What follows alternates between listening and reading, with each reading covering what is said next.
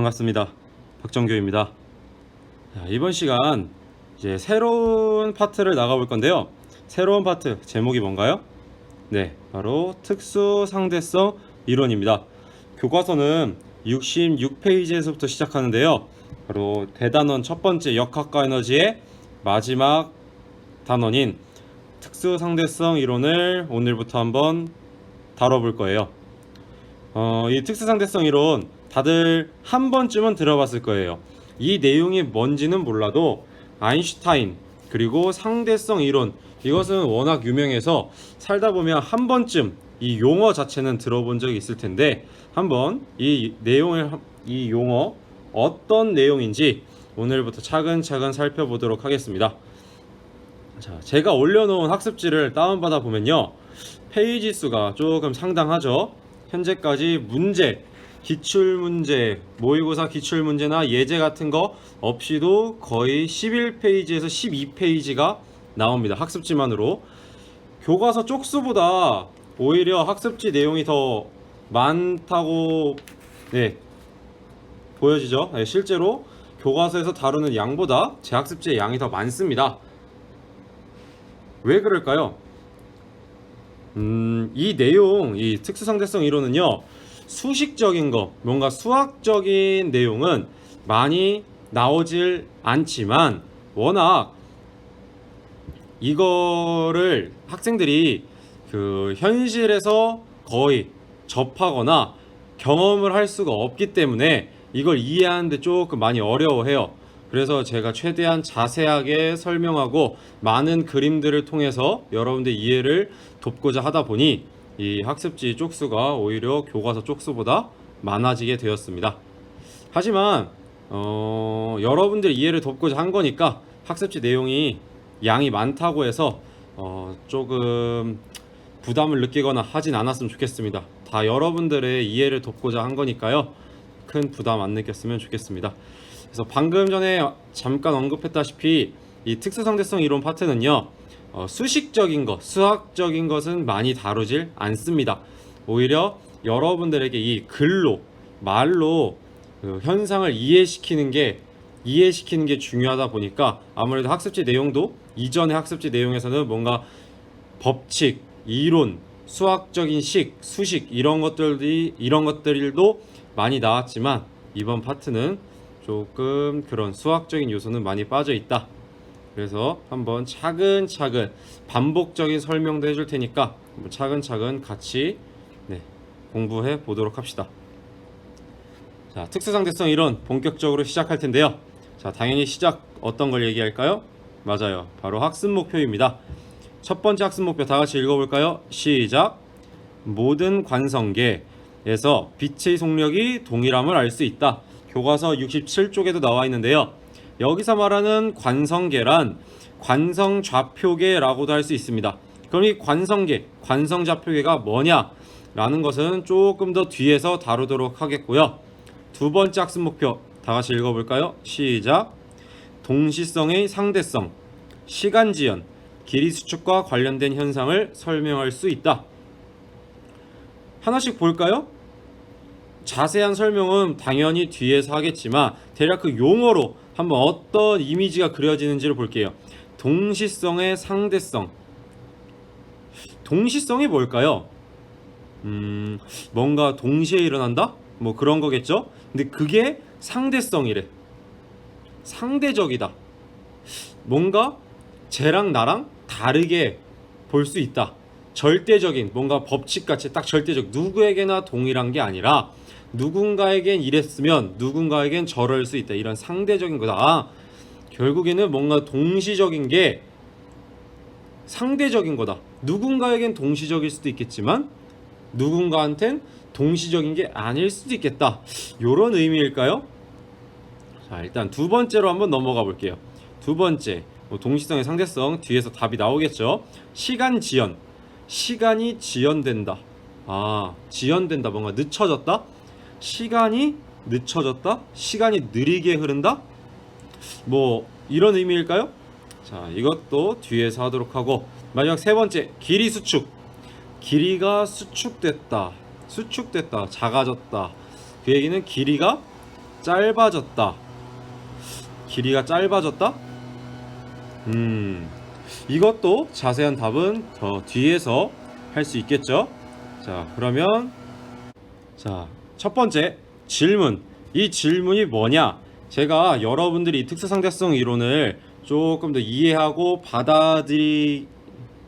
받아들이는 걸 수월하게 하기 위해 초반에 몇 가지 질문을 한번 던져볼 거예요.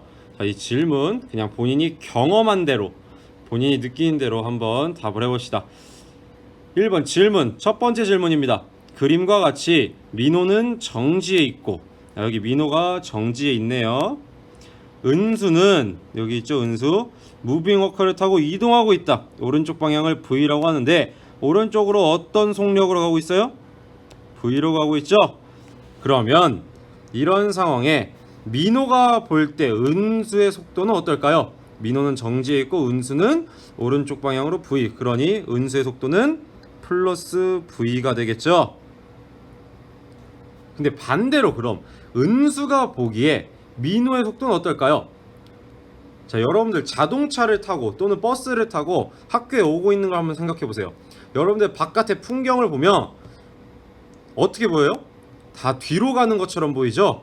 그걸 물어보는 거예요. 그럼 은수가 볼 때 민호는 어느 쪽으로 움직이고 있을까요? 그쵸?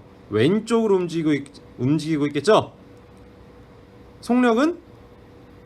맞습니다. V죠. 여러분들 버스 타고 갈 때 버스의 속력이 빨라지면 여러분들 바깥의 풍경이 뒤로 가는 속력도 점점 빨라지는 것처럼, 반대로 버스가 느려지면 밖에 있는 풍경도 천천히 뒤로 움직이고, 버스가 멈추면 바깥의 풍경도 여러분들 눈에는 멈춰 있잖아요. 그래서 은수가 볼 때 민호의 속도는 반대 방향인 마이너스 V가 된다.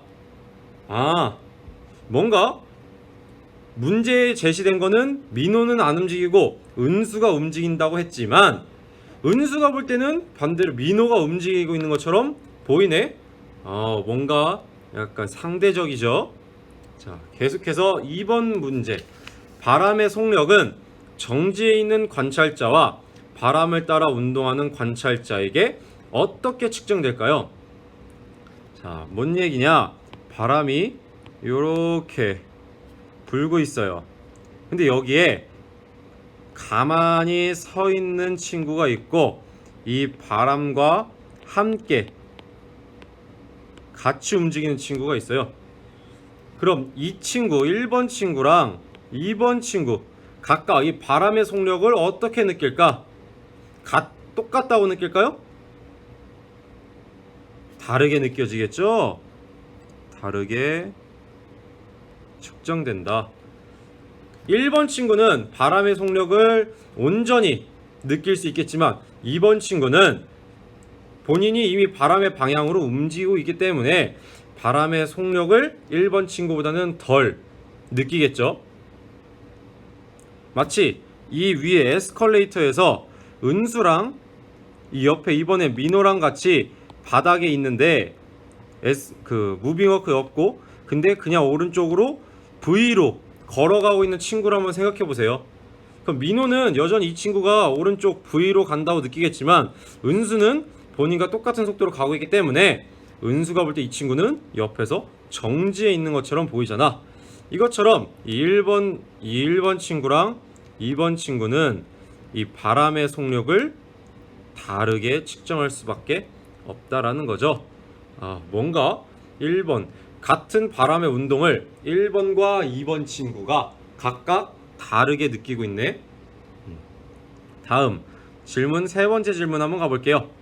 그림과 같이 민호는 정지해 있고, 여기 있네요. 민호 정지해 있고, 은수는 자전거를 타고 일정한 속도로 달리고 있다. 이때 민호가 측정한 자동차와 자전거의 속도는 각각 오른쪽 방향으로 100km/h, 자전거 은수의 자전거는 20km/h이다. 이 상황에서 은수가 측정한 자동차의 속력은 얼마인가? 얼마일까요? 아까 전 무빙워크를 조금만 더 확장시켜 볼게요. 아까 그 무빙워크에서 은수 말고 민호도 살짝 움직이고 있다, 요런 상황인 거나 마찬가지죠. 얼마일까? 민호는 그대로 자동차의 속력을 100km/h로 측정할 텐데 은수는 얼마로 측정할까? 오른쪽으로 20km/h만큼 달리고 있으니, 잘 이해가 안 되면 좀 시간이 걸렸다 생각해 볼게요. 자, 1시간이 지났어. 그럼 자동차는 1시간 뒤에 얼만큼 가 있을까? 100km만큼 가 있겠죠? 시속 100km/h로 가고 있으니 1시간 뒤에 100km 가 있을 거 아니야. 은수는 1시간 뒤에 20km를 가겠죠? 왜? 시속 20km/h니까. 그러면 은수가 봤을 때 자동차는 얼마만큼 더 간 거야, 본인에 비해서? 그림이 좀 이상하겠는데 얼마만큼 더 갔어? 80km만큼 더 간 거지, 자동차는. 그럼 은수 입장에선 자동차가 어떻게 된 거야? 1시간 동안 80km를 간 거잖아, 은수 입장에서는. 안 그래? 그럼 은수가 보기에 자동차의 속력은 어떻게 돼? 1시간에 80km를 갔으니 80km/h가 되겠죠? 자, 어때? 80km, 이 둘의 뭐야? 차이죠? 맞습니다. 그래서 지금 그 정규 교육 과정에서는 아주 딱 박아놓고 정리하는 용어는 아니지만 이러한 개념을 바로 우리는 상대 속도라고 합니다. 정규 교육 과정에서 이 상대 속도라는 용어 자체는 빠졌어요. 하지만 이런 차원에서 이게 상대 속도다 라는 걸 간접적으로 공부할 수가 있는 거지. 자, 이렇게 세 가지 질문을 던져봤습니다. 그럼 이제 본격적으로 이 학습지 2페이지에서부터 이 특수상대성 이론이 도래한 역사적 흐름을 볼 텐데요. 그 전에 이 세 가지 질문을 도대체 왜 했나요? 라는 건데, 이 세 가지 질문을 통해 제가 말하고자 했던 것은 바로 상대적인 운동이라는 거예요. 운동은 반드시 절대적인 게 아니라 상대적이다. 즉, 우리는 지금까지 은수가 V로 움직였다, 그리고 민호가 정지에 있다 하면 우린 계속 그래, 민호는 정지, 은수는 운동, 이렇게 항상 박아놓고 시작을 했는데, 이게 반대로 은수가 본 민호는 정지 상태가 아닐 수 있다는 거지.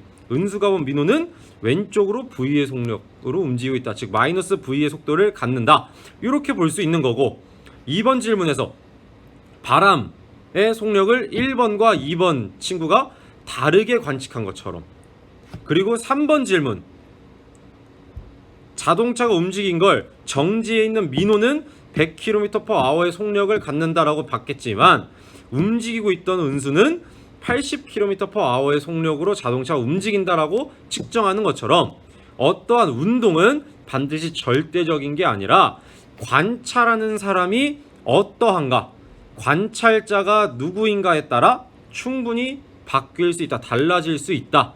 이처럼 운동은 상대적이다. 요거를 이 세 가지 질문을 통해 여러분들이 좀 쉽게 받아들였으면 하는 마음에 이 세 가지 질문을 좀 사전에 이 수업 역사적 흐름을 다루기 전에 한번 제시해 본 거예요. 조금 운동이 상대적이다라는 그러한 개념이 좀 여러분들한테 와닿나요? 자, 그러면 다시 학습지 2페이지로 가서 본격적인 건 이미 시작했고, 상대성 이론, 특수상대성 이론의 역사적 흐름을 한번 보도록 할게요. 자, 역사적 흐름을 보겠습니다. 첫 번째, 빛은 전자기파다. 자, 1번 동그라미 순서대로 1번 동그라미에서부터 4번 동그라미까지 순서인데요. 맨 처음에 음파, 즉 소리파동은 무엇을 통해 전달될까? 바로 화면이 커졌네요. 미안합니다. 공기라는 매질을 통해 전달된다. 여기서 말하는 매질은 뭐예요? 그쵸, 이러한 파동을 전달시켜주는 물질이에요. 그래서 음파, 소리파동은 공기라는 매질을 통해 전달된다. 우리 일상생활에서 충분히 느끼죠? 제가 지금 얘기하는 것도 공기라는 매질을 통해 이 마이크에 전달이 되는 거겠죠? 여러분들 평소에 대화하는 것도 다 공기를 매질로 삼은 파동, 음파가 전달되는 거예요. 조금 더 부가적인 설명을 하자면 사실 이 음파는 고체나 액체를 통해서도 전달될 수 있습니다. 하지만 우리 일상생활에서는 기체, 공기라는 매질을 통해 전달되죠.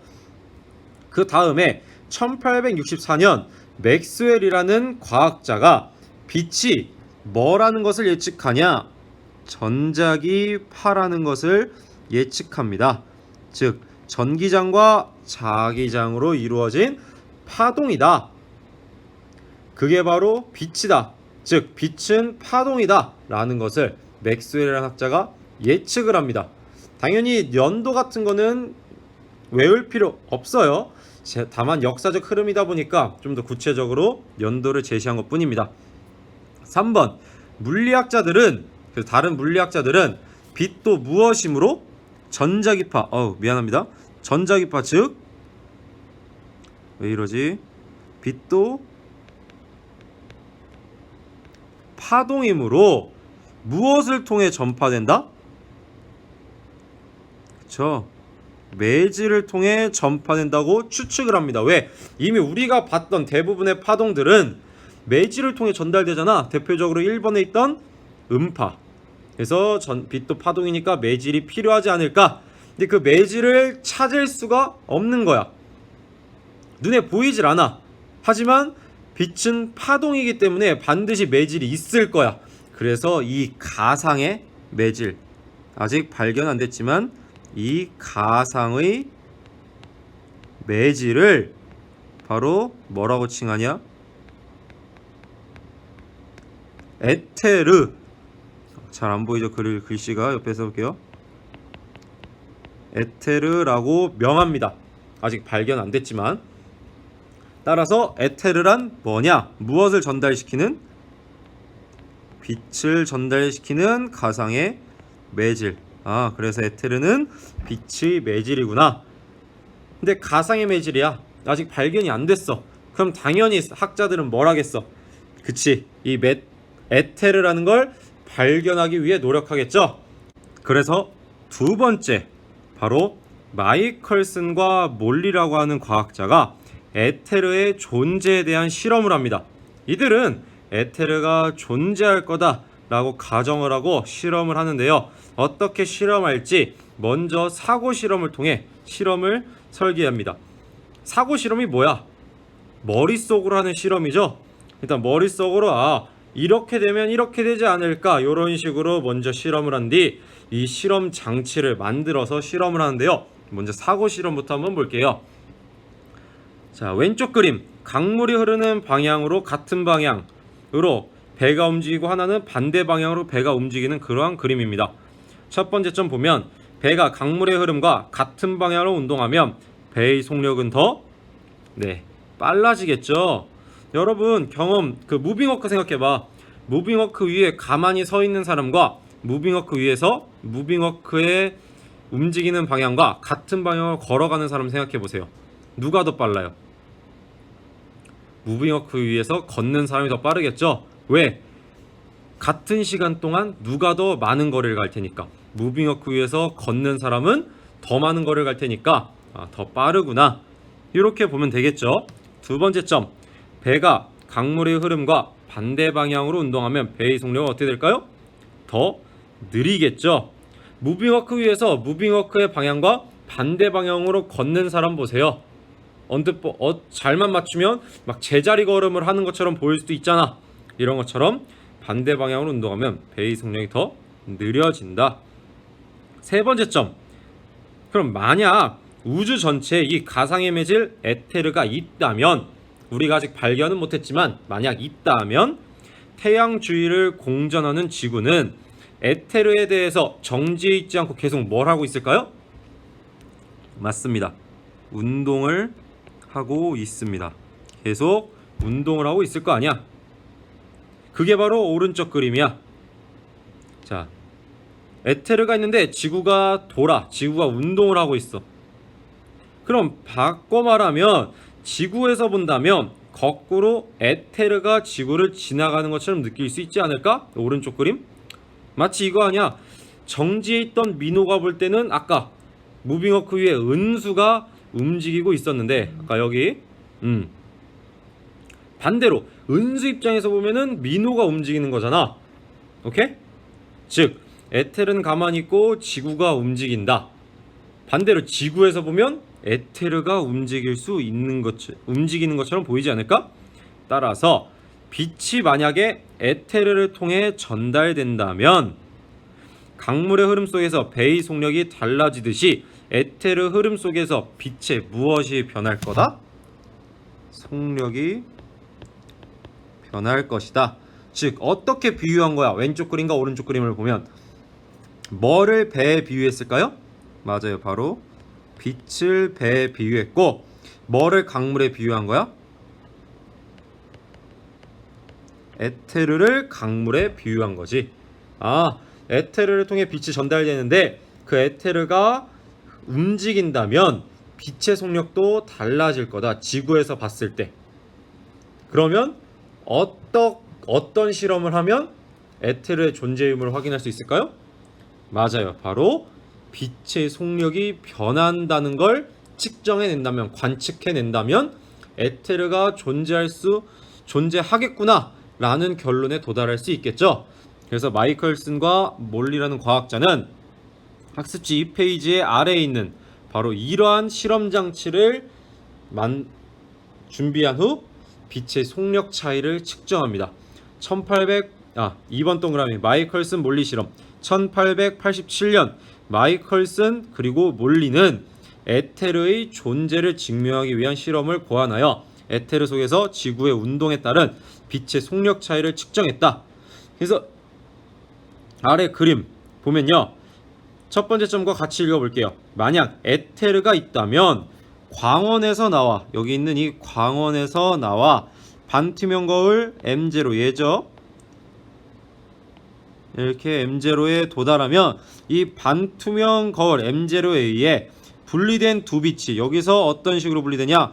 그대로 반투명 거울을 반투명하니까 투과하는 빛이 있을 테고요. 여기서 거울이잖아. 반투명이 해도 반사되는 빛이 있을 거 아니야. 반투명이라 투과되는 빛도 있고 반사되는 빛도 있다. 이 분리된 두 빛이 다시 두 거울, 이건 반투명 거울이 아니라 그냥 거울 M1과 M2에 의해 각각 반사되겠죠. 여기서 이렇게 반사되겠지. 반사되어 어디에 도달해? 이 빛의 탐지기에 도달할 거 아니야. 근데 이때 만약에 에테르가 있다면 빛의 속력이 차이가 날 테니까 동일한 거리를 왔다 갔다 하는 빛의 속력의 차이가 있기 때문에 동일한 거리를 왔다 갔다 할 때 뭐가 발생하겠어? 시간 차이가 날 거 아니야. 탐지기에 도달하는 데 걸리는 시간이 각각 두 빛이 M1과 M2에 반사돼서 오는 빛의 시간이 다를 것 아니겠냐 라는 거야. 만약 에테르가 있다면 이해됩니까? 빛의 속력이 차이가 나겠지. 같은 거리를 가는데 시간이 달라질 거 아니야. 속력이 차이가 나면 같은 거리를 움직이는데. 오케이? 자, 그래서 학습지 3페이지를 가보겠습니다. 그랬더니 실험 결과가 어떻게 나왔을까? 마이클슨과 몰리의 예상과는 반대로 나왔어. 실험 결과 두 빛은 항상 지구가 어떻게 움직이던 간에 두 빛은 항상 어떤 시각에 탐지기에 도달했냐? 같은 시각에 탐지기에 도달했어요. 같은 시각에 도달했다. 동일한 거리를 움직이는데 빛이 동일한 시간이 걸렸대. 그럼 빛의 속력도 어떻다는 거야? 항상 동일하다. 즉 빛의 속력에 차이가 있다 없다? 없다. 그럼 에테르가 있다 없다? 없다. 즉 에테르의 존재를 증명할 수 없었어. 이걸 통해 최종 어떤 결론에 도달하냐? 광속. 이제부터 광속이라는 단어를 많이 쓸 텐데요. 빛광자의 속력을 써서 빛의 속력입니다. 이 광속이 뭐하다? 일정하다. 오케이? 이해했습니까?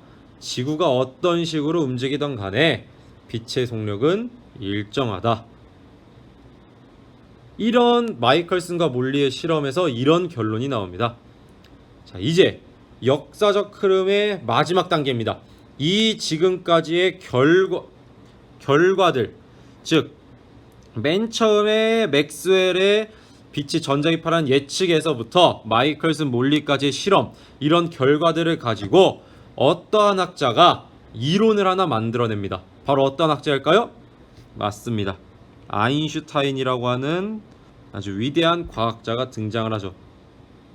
이 아인슈타인이 어떤 이론을 만들어내는가? 바로 상대성 이론이라는 것을 만들어냅니다.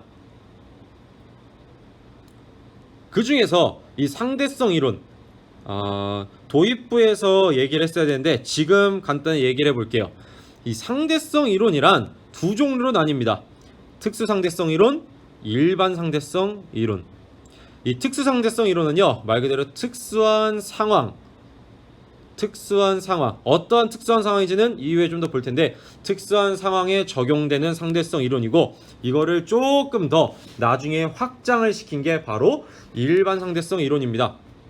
이전 교육 과정에서는요, 일반 상대성 이론도 다뤘지만 현재 이번 2015 개정 교육 과정에서는 물리학 1에서 특수상대성 이론만 다뤄요. 그래서 여러분들은 특수상대성 이론만 볼 텐데, 어쨌든 이 아인슈타인은 상대성 이론을 만들어냅니다. 이전까지 과학자들의 결론을 가지고. 그래서 이전까지 과학자들의 결론을 토대로 특수상대성 이론에서 두 가지 가정을 세웁니다. 이 두 가지 가정, 특수상대성 이론의 두 가정. 첫 번째는 바로 상대성 원리고요. 두 번째는 광속 불변 원리입니다. 미안합니다. 옆에다 다시 쓸게요. 상대성 원리, 그리고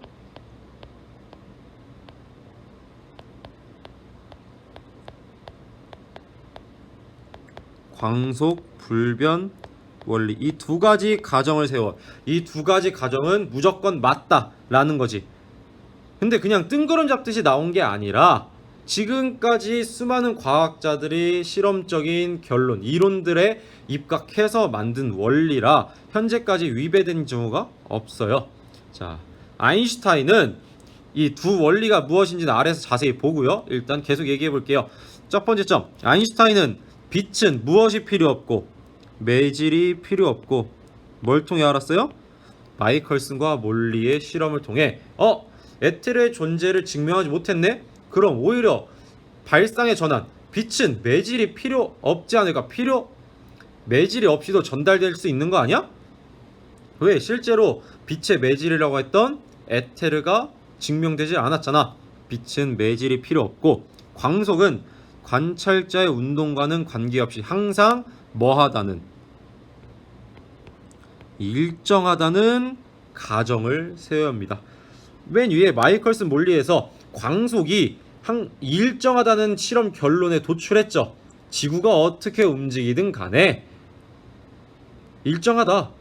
그걸 토대로 광속은 어떻게 보면 관찰자의 운동과는 관계없이 항상 일정하지 않을까? 일정하다는 가정을 세웁니다. 자, 여기서 조금만 심화시켜서 얘기하면요, 이 파동에 대한 방정식이 있어요. 당연히 우리 고등학교 수준에서는 다루지 않을 텐데, 이 빛에 대한 파동의 방정식, 정확히 말하면 이 전자기파에 대한 파동의 방정식을 세우잖아요. 빛은 전자기파니까. 그럼 이 파동 방정식을 풀이했더니 관찰자의 운동과, 즉 이 파동을 관찰하는 이 관찰자의 운동과는 관계없이 항상 이 속력이 일정하다는 결론이 나옵니다. 이 결론이 있었기 때문에 아인슈타인 역시도 봐봐, 이 수식적으로도 이렇게 증명이 됐잖아. 마이컬슨 몰리 실험 이후에 과학자들이 이제 수식적으로, 이 수학적으로 이제 이 이론을 정립을 하는데, 이걸 토대로 야, 전자기파 빛의 파동 방정식 봐봐, 저걸 통해 봤을 때 관찰자의 운동과는 상관없이 광속이 항상 일정하다는 게 나왔잖아. 저 식의 결론으로. 그걸 토대로 이 광속은 관찰자의 운동과는 관계없이 항상 일정하다는 가정을 세웁니다. 굳이 이 심화적인 얘기를 왜 하냐? 이 마이컬슨 몰리 실험의 결론으로부터 광속 불변 원리까지를 학생들이 연결을 잘 못 시키더라고. 선생님, 저는 도저히 요 실험에서 도대체 이 광속 불변, 광속은 관찰자 운동과 관계가 항상 일정하다, 요렇게까지 나오는 이 결론이 너무 좀 논리적 비약이 아닐까요? 라고 얘기한 친구들이 있는데, 예, 맞아요. 요걸로 바로 얘기하기는 어렵겠지만 그 사이에 그 과학자들이 이제 파동 방정식을 수학적으로 계산한 그런 과정도 숨어 있다. 다만 우리 교과서라든가 교육 과정에서는 언급을 안 하기 때문에 학생들이 약간 이거를 연결짓는데 어려움이 있는데, 저는 그냥 이 수학적인 요소는 빼고 언급만 해본 거예요. 어쨌든 아인슈타인은 이 두 가지 가정, 두 원리를 기본 가정으로 깔고 특수상대성 이론을 얘기를 합니다. 그럼 각각의 가정, 원리가 뭔지를 한번 보도록 할게요. 첫 번째, 상대성 원리. 모든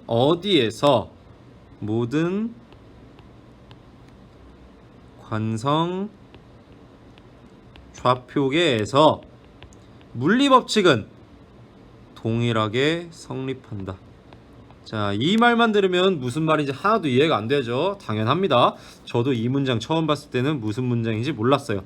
이 문장을 한번 설명을 해볼게요. 자, 첫 번째, 일단 여러분 처음 본 단어가 나오죠? 아까 학습목표에서도 봤었는데, 학습목표 1번에서도 봤었죠? 관성좌표계, 일명 관성계. 이 관성좌표계, 관성계는 뭘까? 바로 등속도 운동하는 좌표계 또는 정지한 좌표계를 관성좌표계라고 합니다. 여기서 좌표계는 뭐냐? 오른쪽 노트에 써놨는데, 관찰이나 측정을 위해 특정 위치를 원점으로 하여 특정 방향의 축을 정하고 좌표로 물체의 위치를 나타내는 기준틀, 주저리주저리 써놨는데, 여러분들 그냥 수학에서 생각하는 이런 XY 또는 이런 X축, 이런 것도 다 좌표계예요. 이런 걸 좌표계라고 한다. 근데 이 좌표계가 등속도 운동을 하거나 정지에 있으면 이걸 관성좌표계로 한다. 아직까지도 이해가 안 되죠? 아니, 좌표계가 등속도 운동한다, 정지한다가 뭘까? 자, 여러분들 이 좌표계란 말이 어려우면요, 이 좌표계란 말을 관찰자로 한번 바꿔보세요. 즉, 관성좌표계랑 결국 등속도 운동하는 관찰자 또는 정지한 관찰자. 이 관찰자는 어떠한 물체를 봤을 때 그 물체의 위치를 설명할 때 자기 자신, 그 관찰자 기준으로 설명을 할 거 아니야. 내 기준으로 내가 정한 X축, 사람이 서 있어. 난 내 기준으로 좌표계를 정할 거야. 그럼 내 기준으로 X축과 Y축이 이러해. 이렇게 정해놓고 이 물체의 위치가 여기 있어. 그럼 뭐 X는 3, Y도 3. 그래서 내 기준, 나를 원점으로 했을 때 이 방향을 X축, 이 방향을 Y축으로 정할게. 그러면은 그 물체 위치는 3,3에 있어. 이런 것처럼 이렇게. 그래서 좌표계를 그냥 관찰자라고 생각하면 좀 더 나을 거야. 어쨌든 관찰자가 어떤 위치를 설명할 때 이렇게 좌표계를 설정을 하거든. 그래서 그럼 이 관찰자가 등속도 운동을 하거나 정지에 있으면 이 관찰자는 지금 관성좌표계구나, 관성계구나, 이렇게 볼 수 있다는 거지. 이런 식으로 이해하는 게 좀 더 나을 거야. 그래서 좌표계라는 말 대신 관찰자라는 말을 쓰면 조금 더 감을 잡고 이해하기 편할 거예요. 두 번째 점, 관성좌표계는 무엇이 성립하는? 바로 관성법칙이 성립하는 좌표계이다. 그래서 관성좌표계, 관성계라고 하는 건데요. 관성법칙이 성립하는 좌표계이다. 무슨 얘기일까? 예를 들어서 아무런 힘이 작용하지 않는 물체가 있어. 어떠한 물체가 이렇게 있습니다. 어떠한 물체, 이 오른쪽 아래 그리고 있죠. 물체가 있는데 관성좌표계의 관찰자가 본다면, 자 이제 관찰자란 말을 주로 쓸 거예요. 즉 관성좌표계의 관찰자, 일정한 속도로 움직이거나 정지한 관찰자가 본다면 물체는 계속 뭐에 있을까? 물체는 계속 정지에 있거나 등속도 운동을 하겠죠. 예를 들어 두 가지 경우를 한번 나눠서 얘기해 볼게. 가만히 정지해 있는, 야 미안 다시, 아무런 힘이 작용하지 않는 물체야. 야 여러분, 우리 이미 이전에 뉴턴 운동법칙에서 봤잖아. 아무런 힘이 작용하지 않아. R자 힘이 얼마? 0. F는 MA는 0. 그럼 가속도가 얼마? 0. 그 얘기는 뭐야? V는, 얘는 정지해 있거나 일정하겠죠. 가속도가 0이니까 V는 0이거나 아니면 일정할 거 아니야. 속도 안 바뀔 거 아니야. 그쵸? 그럼 만약에 그러한 물체를 관성좌표계의 관찰자, 즉 등속도 운동하는 관찰자나 정지한 관찰자가 본다면 어떠할까? 먼저 정지한 관찰자가 있어. 얘가 봤을 때 얘 어떻게 보여? 얘가 만약 이 물체도 V는 0 정지해 있다면 얘는 정지해 있겠지. 또 얘가 V가 일정해. 그럼 정지한 관찰자가 보면 얘는 어때? 등속도 운동하겠지? 야 관성법칙 성립하니? 성립하죠? 관성법칙이 뭔데? 작용한 R자임이 0이면, 물체에 작용하는 힘이 없으면 물체는 계속 정지해 있거나 등속도 운동을 한다. 야 아무런 힘이 작용하지 않았더니 내가 봤을 때 물체는 정지해 있거나 등속도 운동을 하고 있어. 아 관성법칙 성립했네. 또는 아니 그럼 두 번째로, 만약에 관찰자가 등속도 운동을 하고 있어. 근데 이 물체는 정지해 있어 실제로. 그럼 이 관찰자 볼 때 이 물체는 뭐에 있을까?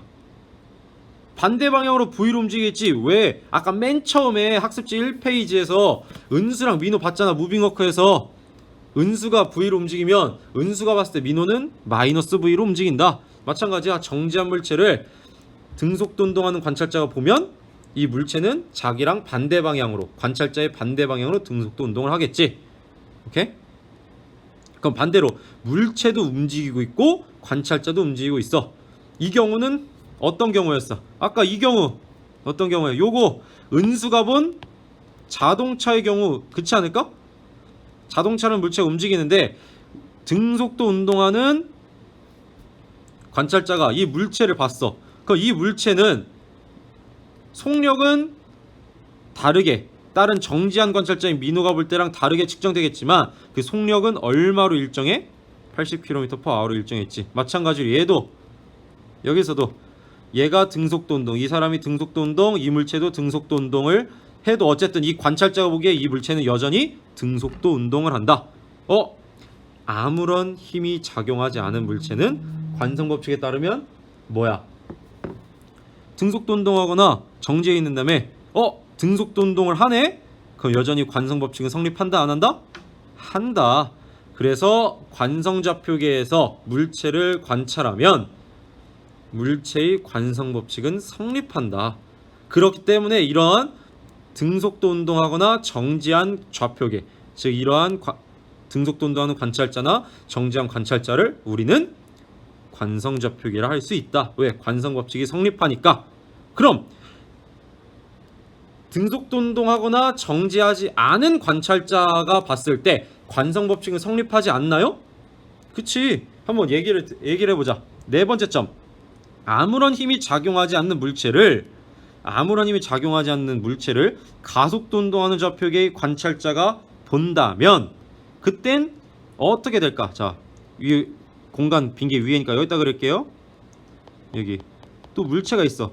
얘가 그냥 정지해 있다고 생각해봐. 아무런 힘이 작용하지 않아. 그럼 얘는 정지 상태를 뭐 할까? 정지 상태를 유지하겠죠, 실제로. 근데 어떤 관찰자가 여기로 가속도 A를 갖고 운동해.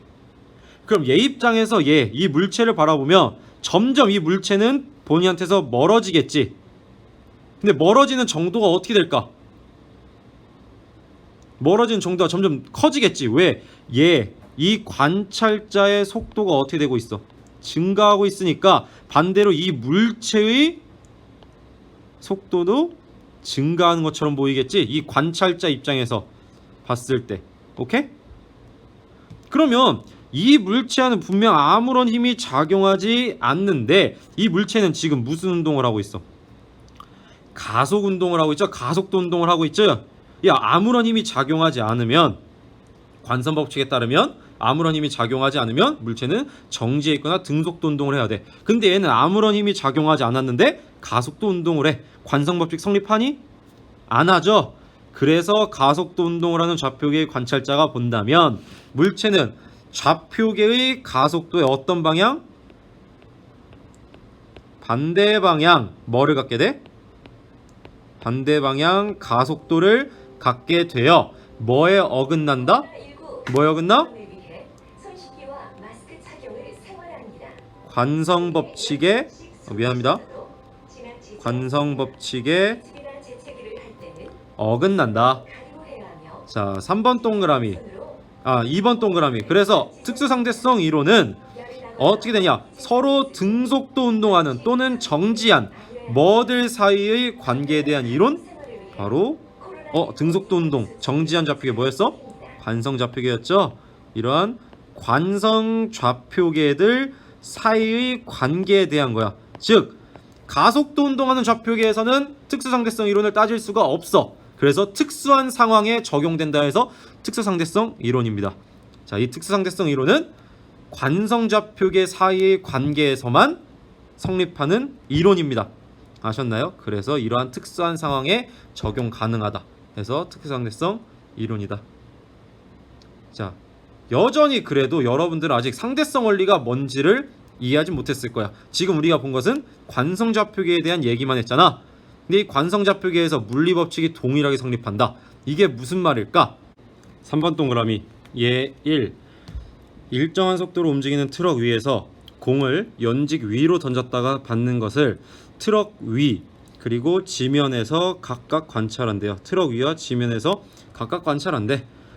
트럭 위의 관찰자를 보자. 아래 그림과 함께 보세요. 트럭 위의 관찰자는 어떻게 볼 것인가? 공이 연직 위로 올라갔다가 떨어지는 것으로 본다. 왜? 트럭에서 공을 위로 던졌다가 그냥 받은 거니까 이 사람 입장에서는 공이 그냥 위로 올라갔다 떨어졌다 라고 보겠지. 그럼 이때 이 공의 운동을 설명하기 위한 운동 방정식은 어떻게 될까? 자, 여러분들 운동 방정식이라는 용어가 좀 생소할 텐데 결국에는 뉴턴의 운동 법칙, 즉 F는 ma로 방정식을 세운 걸 운동 방정식이라고 합니다. 이 F는 ma가 뭔데? F가 뭐야? 그치? R자임. 즉 R자임은 물체의 질량과 물체의 가속도로 나타낼 수 있다.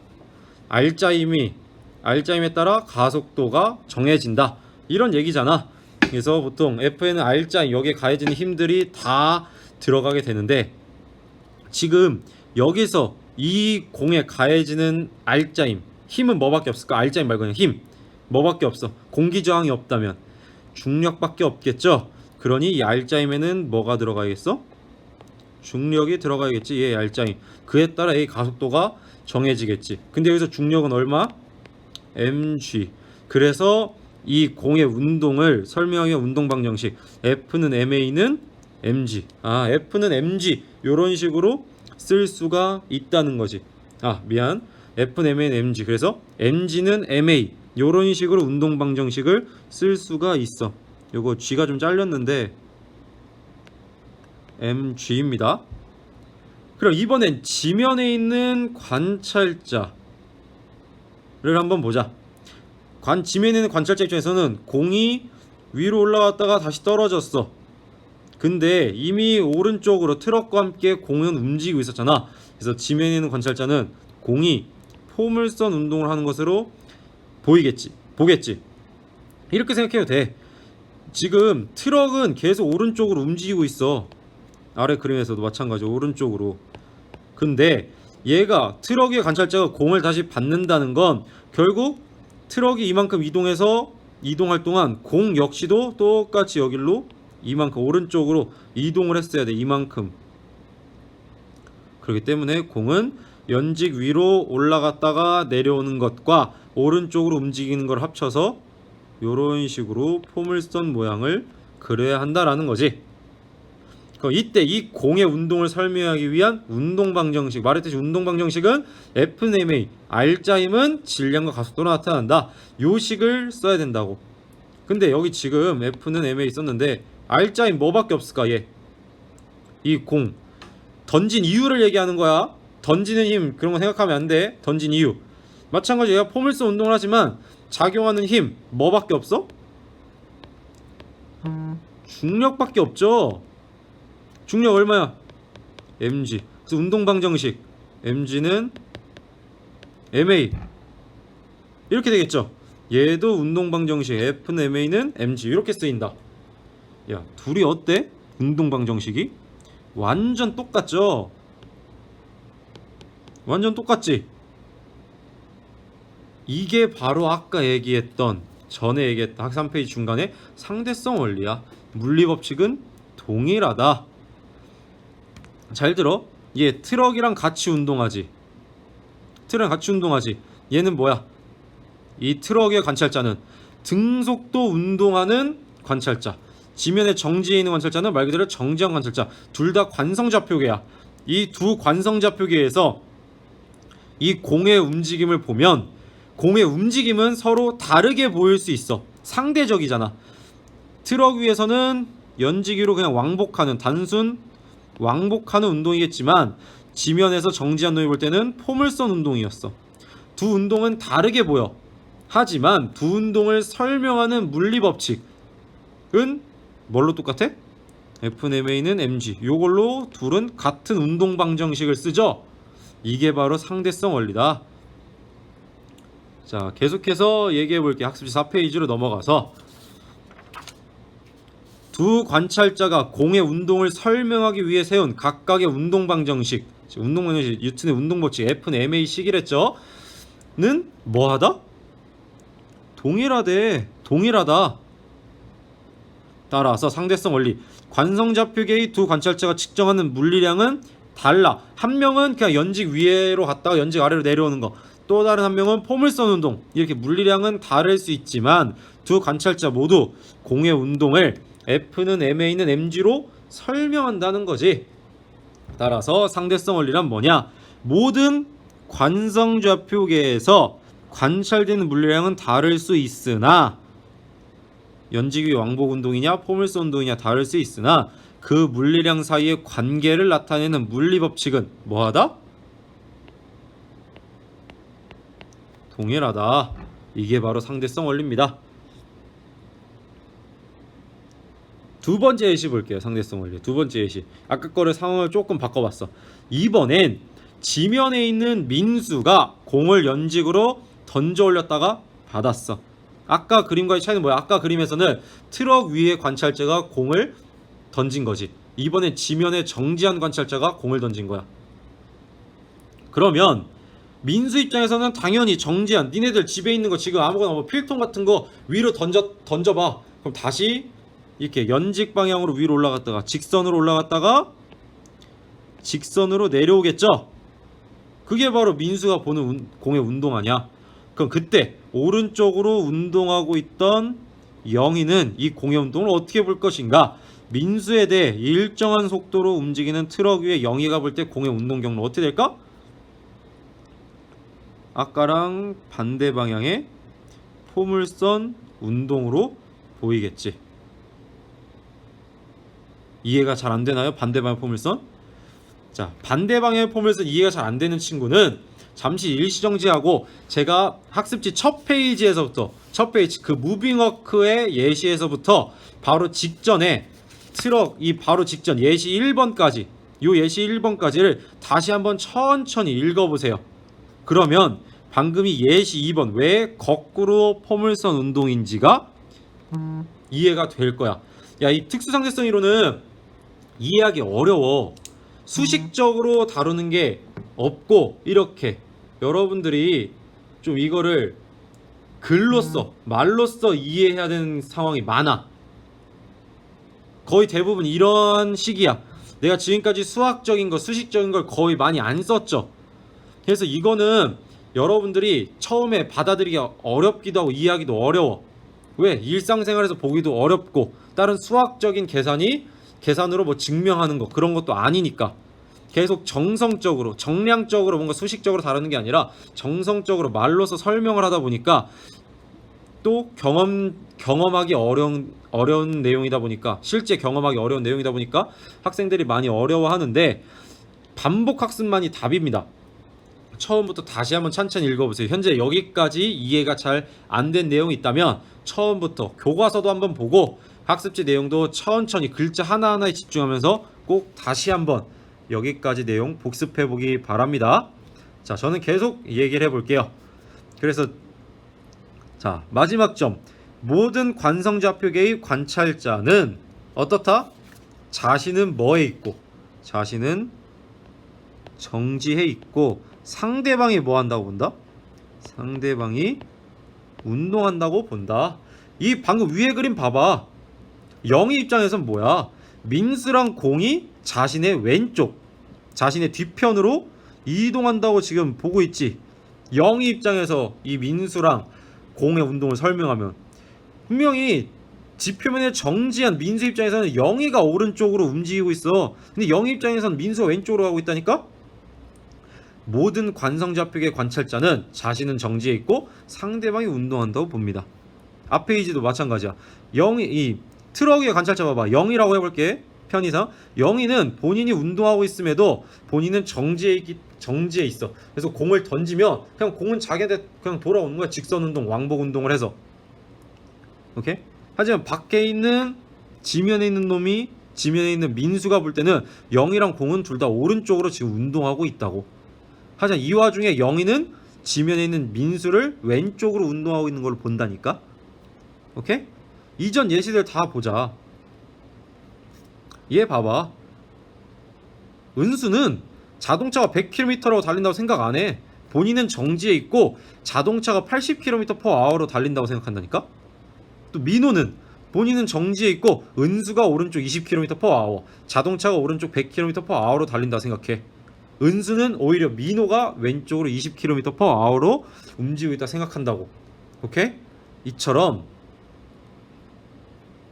다시 모든 관성좌표계 관찰자는 자신은 정지해 있고 상대방이 운동한다고 본다. 즉 이거를 이해해야 돼.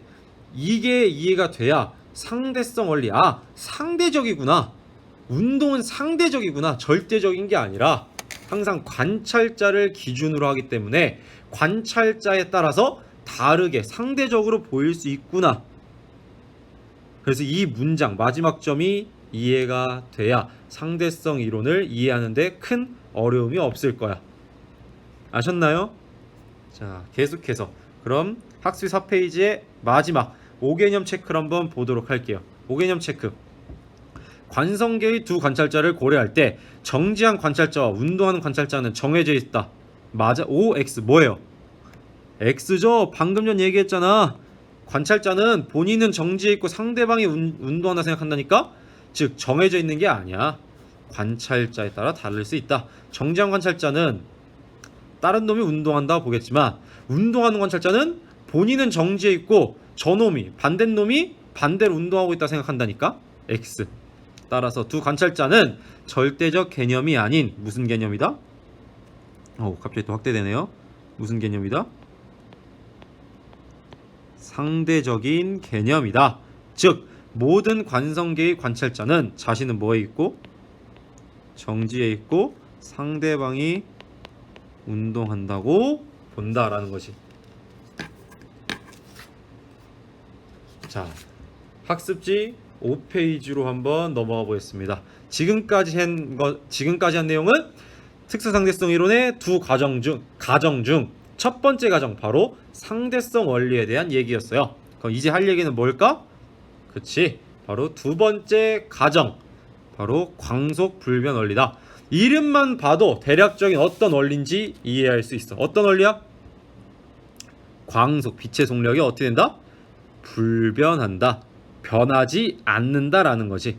1번 동그라미 광속불변 원리 모든 어디에서 보았을 때. 자, 특수상대성 이론 관성좌표계에서만 따진다 했죠. 모든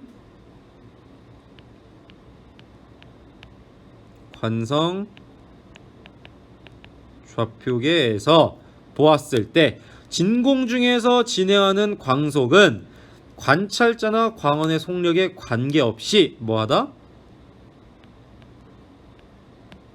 일정하다. 예시 1번을 한번 보자. 광속이 일정하다. 관찰자나 광원의 속력에 관계없이.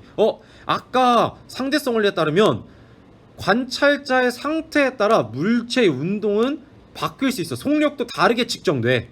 근데 유일하게 뭐만? 지금 여기 광속불변 원리에 따르면 빛만 속력이 일정하대. 관찰자나 빛이 발생하는 광원의 운동에 상관없이 관성좌표계에서 보았을 때 빛의 속력이 일정하다. 정말 신기하죠. 지금까지 이전 상대성 원리에 따르면 물체의 운동은 관찰자의 속력과 관계가 있었잖아. 상대적이었잖아. 관찰자에 따라. 근데 빛은 안 그렇대. 예시 1번 그림 가는 100km/h의 속력으로 달리는 열차 안에 있는 민수가 열차가 달리는 방향으로 화살을 쏜대. 200km/h의 속력으로 화살을 쏜대.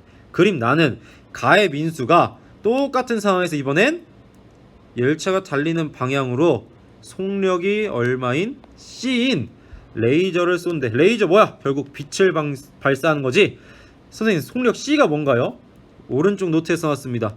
진공에서의 광속을 편의상 기호 C로 나타내요. C 잘 알아두세요. C 굉장히 많이 쓰이는 기호입니다. C는 약 3 곱하기 10의 8승 미터/세크 1초에 약 30만 킬로미터를 간대. 그래서 우리 흔히 빛은 1초에 지구를 7바퀴 반이나 돈다고 하지.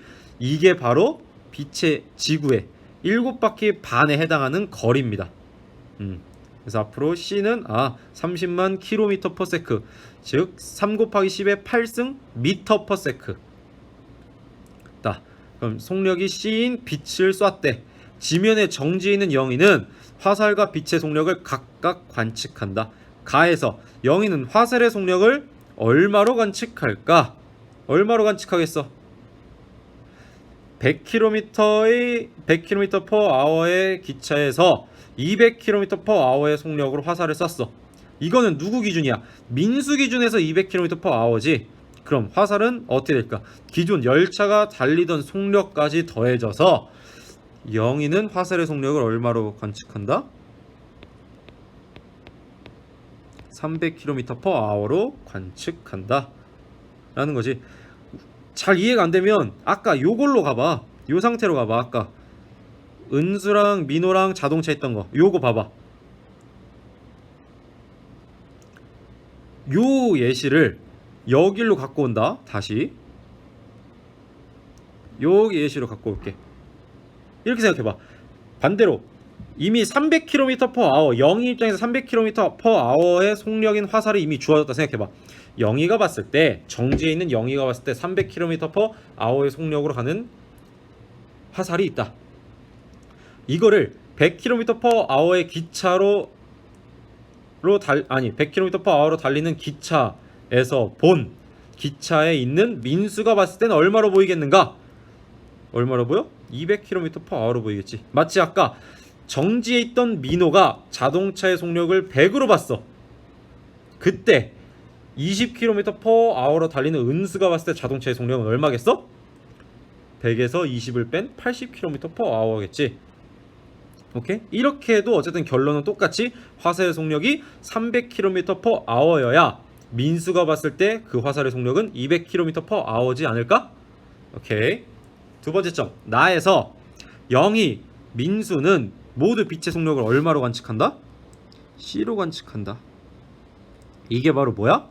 광속불변의 원리라니까. 정말 중요해요. 광속불변 원리 정말 중요합니다. 정지해 있는 영희도 관성좌표계, 100km/h의 일정한 속도로 움직이는 민수 모두 관성좌표계잖아. 광속불변 원리에 따르면 관성좌표계에서 보았을 때 관찰자나 광원의 속력에 관계없이 빛의 속력은 항상 얼마로 일정하다? C로 일정하다. 진공 중에서 진행하는 광속은 C로 일정하다. 그래서 영의 입장에서도 이 빛은 C, 빛의 속력은 C로 보이고, 민수, 달리고 있는 민수 입장에서도 빛의 속력은 C로 보인다. 따라서 광속불변 원리란 빛의 속력은 고전역학에서 성립하는 속력의 합과는 다르게 이전 가상황, 화살의 상황과는 다르게 관찰자나 광원의 뭐에 관계없이? 속력에 관계없이 항상 뭐로 일정하다? C로 일정하다. 이 일정하다는 거 정말 중요합니다. 광속불변 원리 정말 중요해요. 자, 이렇게 특수상대성 이론의 두 가지 과정을 봤습니다. 이어서 볼 내용이 뭐냐? 학습지 5페이지에 아래 나와 있는 동시성의 상대성입니다. 자, 동시성의 상대성 한번 보도록 할게요. 학습 목표 두 번째 나온 거네. 학습 목표 두 번째에선 뭐뭐가 나와서 학습 목표 두 번째에서 동시성의 상대성, 시간 지연, 길이 수축이 세 가지가 나왔죠. 이 중에 첫 번째인 동시성의 상대성을 볼게요. 지금까지 한 내용은 뭐야? 결국에는 특수상대성 이론의 두 가지 과정을 얘기할 거야. 이 두 가지 과정을 가지고 두 가지 발음이 자꾸 이상하게 나오네. 가정, 바로 상대성 원리랑 광속불변 원리를 가지고 이제 동시성의 상대성, 시간 지연, 길이 수축 이 세 가지를 설명해 보도록 할게요. 그래서 즉 지금까지는 학습 목표의 첫 번째, 모든 관성계에서 빛의 속력이 동일함을 알 수 있다. 그거를 한 거고요.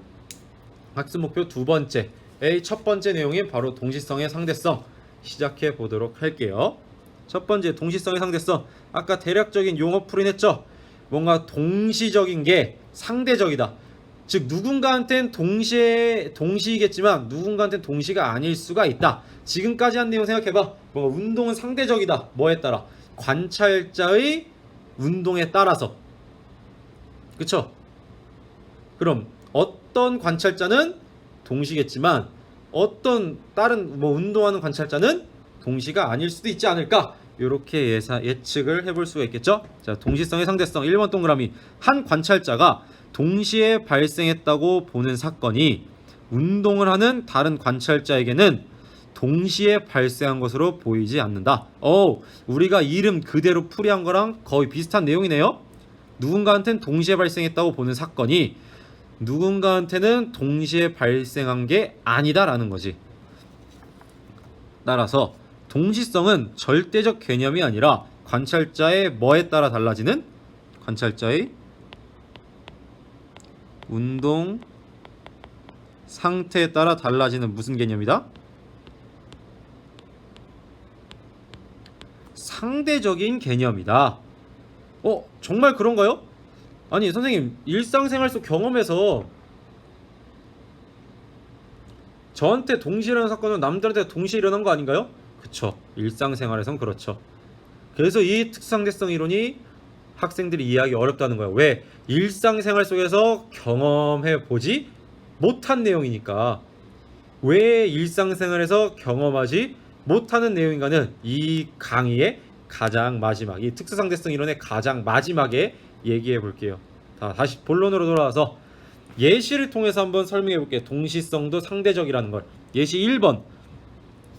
행성에 대해 광속에 가까운 속도로 등속 운동하는 우주선에 있어요.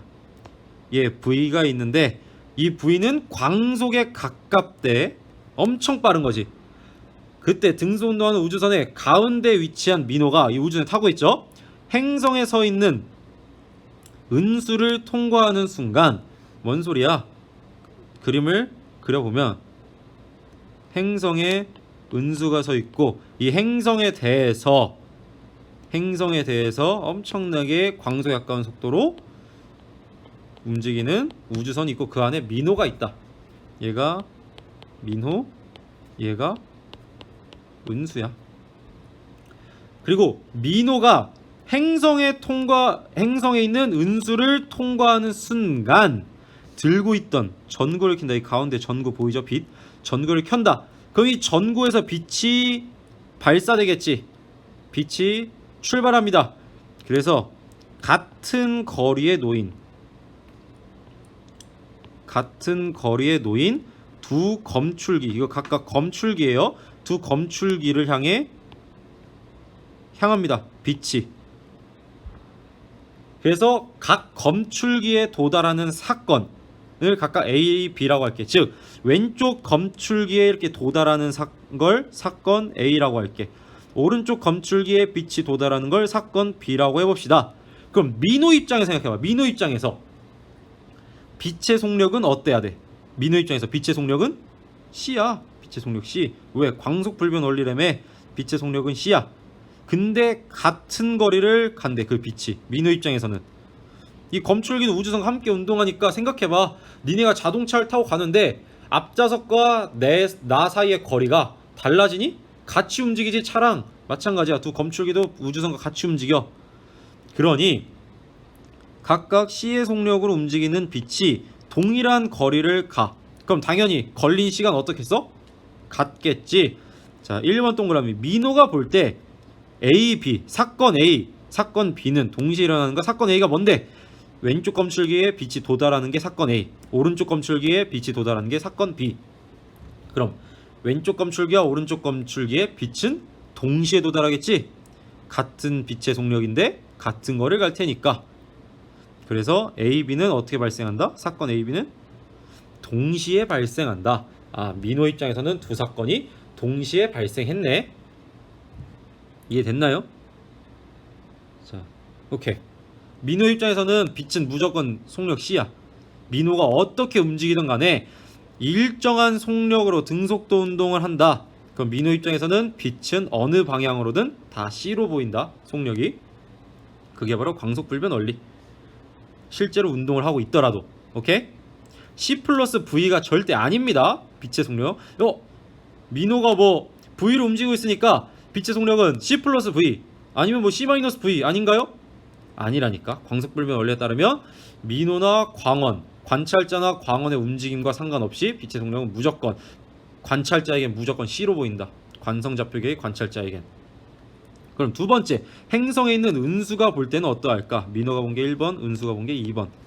자, 학습지 6페이지에 나와 있네요. 학습지 6페이지를 가보면 은수가 볼 때 A, B는 동시에라는 거. 자, 행성에서는 은수가 봤어. 그 은수를 딱 지나는 순간 바로 이때 전구가 번쩍하면서 빛을 딱 발사해요. 이때까지는 이 둘 사이, 두 검출기와의 거리가 어때? 동일해. 근데 빛은 은수한테도 얼마로 보여야 돼? C로 보여. 그래서 빛은 속력이 C야. 각각 C야. 근데 이 우주선은 뭐해? 은수가 볼 때 우주선은 뭐해? 광소에 가까운 속도로 움직이고 있죠. 아까 민호는 우주선이 뭐에 있다고 생각해? 정지에 있다고 생각하잖아. 근데 이번에 은수는 우주선도 V로 운동하고 그 와중에 빛도 C라는 속력으로 가. 그러면 빛이 이 검출기를 향해 가는 순간에도 우주선, 즉 검출기는 오른쪽으로 V라는 속력으로 움직이고 있지. 그러니 왼쪽 검출기랑 오른쪽 검출기는 왼쪽 검출기랑 오른쪽 검출기 중 어디에 빛이 먼저 도달할까? 즉 빛이 오고 있는데 왼쪽 검출기는 본인이 마중을 나가는 상황이야. 왜? 오른쪽으로 V라는 속력으로 움직이고 있으니까. 빛은 C라는 속력으로 오고 있는데, 반대로 오른쪽 검출기는 빛이 C라는 속력으로 오른쪽 가고 있는데 본인은 오른쪽으로 V라는 속력을 가지고 도망치고 있는 거야. 검출기가. 누구의 관점에서 봤을 때? 은수의 관점에서 봤을 때. 은수의 관점에서는 우주선도 움직이고 빛도 움직이고 있는 거잖아. 하지만 빛의 속력은 무조건 C라니까. 오케이. 자, 첫 번째 점. 빛이 이동하는 동안 우주선도 이동함으로 왼쪽 검출기에 먼저 도달한다. 왜? 왼쪽 검출기는 마중 나왔잖아. 서로 마주보는 방향으로. 오른쪽 검출기는 오히려 도망가고 있고. 사건 A가 사건 B보다 먼저 발생한다. 사건 A 뭐야? 왼쪽 검출기에 빛이 도달하는 게 사건 A라 했지? A가 B보다 먼저 발생한다. 와우. 동시에 발생했어요? 아니죠. 동시에 발생한 게 아니죠. 민호한테는 동시에 발생했겠지만 은수한테는 동시에 발생한 게 아니라니까. 이게 바로 동시성의 상대성입니다. 3번 동그라미. 광속불변 원리에 따라 민호, 은수는 모두 어떠한 광속을 측정해? 같은 광속을 측정하겠지. 광속불변 원리에 따라. 그럼 민호의 관점, 첫 번째 점 민호의 관점을 보면 두 빛은 어떠한 거리를 이동해? 동일한 거리. 왜? 우주선 안에다가 애초에 설치할 때 두 검출기를 전구, 광원으로부터 동일한 거리만큼 떨어뜨린다고 문제 상황에 제시했잖아. 여기 같은 거리에 놓인 전구로부터 동일한 거리를 이동하므로 AB, 사건 AB는 어떻게 발생해? 동시에 발생하겠지. 은수의 관점 보자. 두 빛의 속력은 뭐해? 일정해. 동일해. 일정하고 동일해. 두 빛의 속력은 C로 동일하고 일정해. 하지만 빛이 이동하는 동안 우주선이 오른쪽으로 이동하므로 왼쪽 검출기는 사실상 빛을 마중 나온 거고 오른쪽 검출기는 도망가는 상황이 됐다. 그래서 A가 B보다 어떻게 발생한다? 먼저 발생한다. 즉 동시에 발생한다? 아니지. 동시에 발생하지 않습니다. 따라서 이게 바로 동시성의 상대성이다. 동시성의 상대성. 두 사건 사이의 시간은 좌표계에 따라, 즉 좀 더 쉽게 얘기하면 관찰자에 따라 어떻게 측정될 수 있다? 다르게 측정될 수 있다. 사건 A와 사건 B 사이의 시간. 민호는 A와 B 사이의 시간이 0이라고 한 거지. 그 사이의 시간이 0이니까 둘은 동시에 발생한 거야. 하지만 은수 입장에서는 두 사이의 시간이 있지. 왜? A가 B보다 먼저 발생했기 때문에 어떤 두 사이의 시간 간격이 존재할 거 아니야. 시간 간격이 존재한다는 건 동시에 발생한 게 아니다. 그래서 이게 바로 동시성의 상대성이다. 관찰자의 운동 상태에 따라 사건 사이의 시간, 두 사건 사이의 시간은 다르게 측정될 수 있다. 이게 바로 동시성의 상대성입니다. 이해됐나요? 자, 이제 어떤 걸 할 건데요. 이제 여러분들이 학습 목표 두 번째에서 볼 수 있는 두 번째 내용, 바로 시간 지연이에요. 여러분들 조금 예습했거나 이 특수상대성 이론에 약간 관심을 가진 친구들은 상대성 이론 결국 시간이 느리게 간다는 거 아닌가요? 네, 그 시간이 느리게 간다. 그 바로 이 시간 지연이라는 게 이제 학습지 7페이지에서부터 등장을 하는데, 이 시간 지연을 이해하려면요, 지금까지 한 모든 내용들이 어느 정도 이해가 돼야 돼요. 동시성의 상대성도 충분히 본인이 그걸 받아들일 수 있어야 하고, 그냥 외우는 게 아니라 이해함으로써 받아들일 수 있어야 돼요. 그 전에 있었던 또 두 가지 가정, 상대성 원리, 광속불변 원리, 이런 것들도 모두 본인이 이해해야 이 시간 지연이라는 내용을 공부할 수가 있습니다. 그래서 지금까지 한 내용들이 약간 이해가 안 된다면 반드시 앞의 내용을 꼭 복습하기 바랍니다. 오늘 수업 내용이 좀 길었죠? 이게 동시성의 상대성까지 한 번에 쭉 얘기를 해야 그래도 여러분들이 그 내용을 공부해 올 테고, 그래야 다음 시간에 바로 시간 지연과 그 다음 내용인, 마지막 내용인 바로 길이 수축까지 다룰 수가 있어서 오늘 수업 조금 길게 했습니다. 중간중간 보면은 되게 반복적으로 얘기도 제가 많이 해서 조금 왜 이렇게 반복하지? 이렇게 받아들인 친구도 있을 텐데요. 그만큼 여러분들이 많이 헷갈려하고 어려워하고 받아들이기 힘들어하다 보니까 좀 반복하고 되게 천천히 많은 내용을 얘기했습니다. 그래서 지금까지 오늘까지 한 내용, 오늘까지라네, 이번 시간까지 한 내용 반드시 이해하고 다음 시간에 시간 지연과 그리고 길이 수축 한번 보도록 하겠습니다.